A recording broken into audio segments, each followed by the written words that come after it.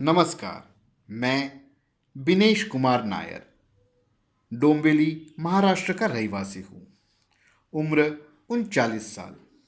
आज का विषय आत्मनिर्भर भारत और वीर विनायक दामोदर सावरकर। भारत भूमि में महाराष्ट्र राज्य में जन्म लेने का सौभाग्य मुझे इस जन्म में प्राप्त हुआ। बचपन से ही इतिहास के कई महानायकों का परिचय हुआ। उनमें आज़ाद भारत की लड़ाई लड़ने वाले स्वतंत्र वीर, भारत रत्न के हकदार वीर विनायक दामोदर सावरकर ने मन के मंदिर में कई बरसों पहले ही घर बना लिया था। विनायक दामोदर सावरकर एक व्यक्ति मात्र का नाम नहीं, एक युग की प्रार्थना थी, एक दबे हुए संस्कृति की आवाज थी, एक ऐसे व्यक्तिमत्व जो अपने छोटे से आयु में ही इस भारत वेद भूमि की शास्त्र और इतिहास से परिचित थे। उनके माता पिता ने उनको हिंदू धर्म और उसके ग्रंथों से परिचय करवाया था। रामायण, महाभारत के साथ वो वेदों में भी प्रावीण्य प्राप्त किए हुए थे। बचपन से ही उन्हें पढ़ने और ज्ञान हासिल करने की बड़ी जिज्ञासा थी। वो करीब कई पुस्तकें, पत्रिका, वर्तमान पत्र पढ़ते रहते थे। हिंदू धर्म पर उनका अभ्यास ने उन्हें एक अच्छा प्रभाव बना दिया था। हिंदू बनकर जीना अब उनकी जीवन शैली बनी थी। वो बचपन से ही अपने कविताओं से अपने मन की बात व्यक्त करने लगे थे। जहां एक और प्राथमिक शिक्षा मिल रही थी, तो दूसरी ओर भारत के स्वतंत्रता युद्ध की जानकारी भी उन्हें मिल रही थी।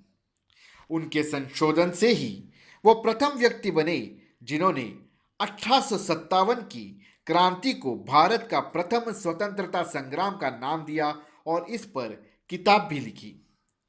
यह उनका और अपने देश का आत्मनिर्भर बनने की पहली कोशिश थी। तब तक हम विदेशियों के लिखे हुए गलत इतिहास को मानते थे। वीर सावरकर ने यह समझाया कि हिंदुस्तान का कोई इतिहास अगर लिखा जाएगा तो हिंदुस्तानी के द्वारा लिखा जाएगा। हम गैर भारतीयों का गलत इतिहास नहीं मानेंगे। इनके ऐसे सोच ने भारत के कई नौजवानों में एक स्वावलंबन बनने की चेतना जगाई। वीर सावरकर ने वीर सावरकर के मन में राष्ट्र का स्थान प्रथम था। वो एक कट्टर राष्ट्रवादी थे जो इस देश की ताकत को और उसकी असीमित क्षमता को बड़ी खूबी से जानते थे। उन्हें मालूम था कि जब गुलामी की जंजीर भारत माँ के पैरों से हट जाएगा तो यह इस देश का पुनः अपने पुरानी गौरव और महिमा मिल जाएगी। हमें किसी और पर निर्भर रहने की कोई ज़रूरत नहीं। इसलिए उन्होंने अपने पुणे महाविद्यालय के दिनों में विदेशी कपड़ों को जलाकर लोगों से स्वदेशी बनने का संकल्प करने को कहा। सैकड़ों साल की गुलामी के बाद यह स्वाभाविक था कि पीढ़ी दर पीढ़ी अपने इतिहास और अपनी कार्य क्षमता को भूल जाती है। यह वीर सावरकर का मन में जगी हुई विचार ने लोगों के मन में इस देश को अपने ताकत पर खड़े रहने का मार्ग दिखलाया। वो जानते थे कि हिमालय से लेकर हिंद महासागर तक एक इस वैदिक भूमि में पूरी दुनिया को राह दिखाने और राह पर लाने की क्षमता थी। उन्हें यह पता था कि ब्रिटिश साम्राज्य से लड़ना ही हमारा आज़ाद होने का एकमात्र मार्ग था।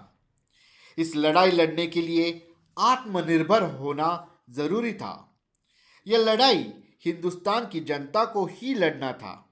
इसलिए उन्होंने ब्रिटिश साम्राज्य के खिलाफ लड़ने क्रांतिकारी की फौज बनाई। आत्मनिर्भर होने का इससे बड़ा उदाहरण कोई हो नहीं सकता। अपने क्रांतिकारी कार्यों से उन्हें काला पानी की सजा भी हुई। अनेक वर्ष अंडमान की काल कोठरी में अनगिनत वेदना सहने के बाद वो जब बाहर आए तो उन्होंने देखा कि देश अब तक स्वतंत्र नहीं हुआ था और हम गांधी के गलत राह पर आज़ादी की आशा बनाए रखे थे।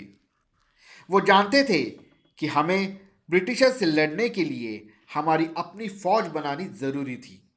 इसलिए उनका नेताजी सुभाष चंद्र बोस से मिलना हमारे स्वतंत्रता के इतिहास का एक महत्वपूर्ण चरण माना जा सकता है। उन्होंने नेताजी को उत्साहित कर अपनी फौज बनाने की प्रेरणा दी। फौज का अंग्रेजों के हाथों से ही प्रशिक्षण दिलवाने का संकल्प भी उन्हीं का था। इसी सोच को रखते नेताजी ने बड़ी खौफनीयता से दूसरे विश्व युद्ध में अपने सैनिकों को भेजने का निर्णय लिया। इससे वे युद्ध कौशल्यता भी प्राप्त कर चुके थे। फिर वे नेताजी के साथ इंडियन नेशनल आर्मी में जुड़ गए और फिर भारत की आज़ादी का मार्ग खुलता गया।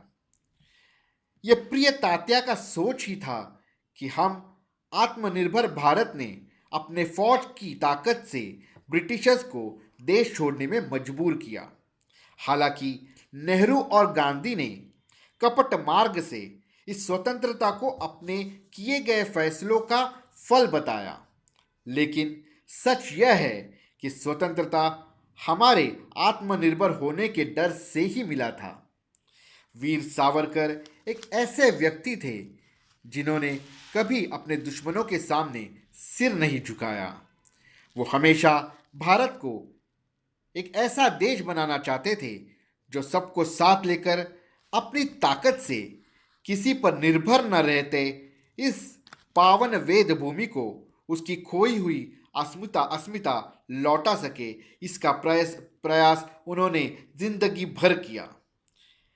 यही है